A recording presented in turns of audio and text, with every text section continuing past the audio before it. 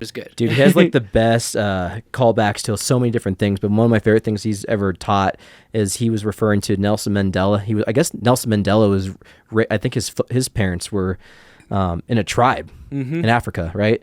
And like their big thing in the tribe is that the leader always speaks last, which is not normal for an American meeting. Usually an American meeting, everybody comes in and then like I stand up, I'm the CEO. I'm like, all right, guys, here's what the agenda is going to be. Here's my thoughts on boom, boom, boom, boom, boom. What are your all's thoughts? And everybody's just like, well, I'm not really paying attention. I agree with whatever you say, Marcus. You know, group speak, or what's it called? Group think.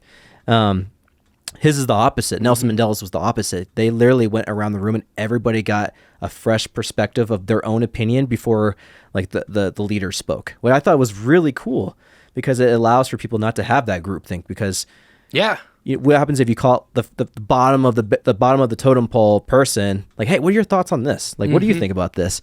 And they give you the real honest opinion. That's so important, you know, as long as you're able to do that as a group.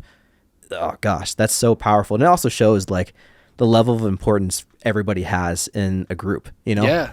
I think it allows for non-biased thinking as well, too, because I actually do something similar like that sometimes, you know? It's like before I let someone know what, like instructions or certain types of things, I'm trying to think of an exact example and it's making me lose my direction because I'm trying to think of that exact example. But what I'll do is, before I say anything, I don't want to influence them, you know? I don't want to influence them. I want to hear what their organic thoughts is. And maybe with a lot of marketing, sometimes you can do that too when you're testing things out with you kind of want to see, okay, what do they say if we don't give them this information? What is their thoughts, you know? And then you can build off of that. I think that's huge. I think I've heard something similar to that as well too, because you allow everyone to express what they're thinking, and then if you're the leader, that's what you should be doing. You should be making your decisions based off of the group, not how the group reacts to what you think is best, I think. Right.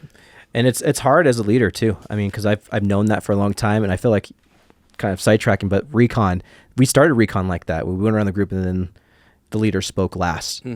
And I feel like now I'm thinking back, I'm like, crap, man, the last like 6 months I've been like blabbering for like the first like 10 minutes. And then it's like, all right, everybody, I'm passing off to you, whatever. Okay. So I'm like, you gotta constantly remind yourself of those things too. It's super important to do. Yeah. And then it's like, that just reminded me of the toast offs that you do. Everyone around the room says something, and then the person who's being toasted says something back. Yeah, I think that's cool too.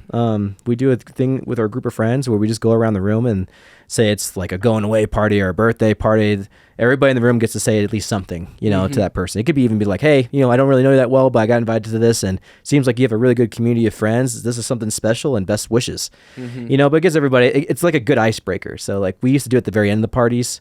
Now we're starting to do it more in the beginning of the parties because it's better icebreaker for everybody to like know more about each other and have more intel about one another.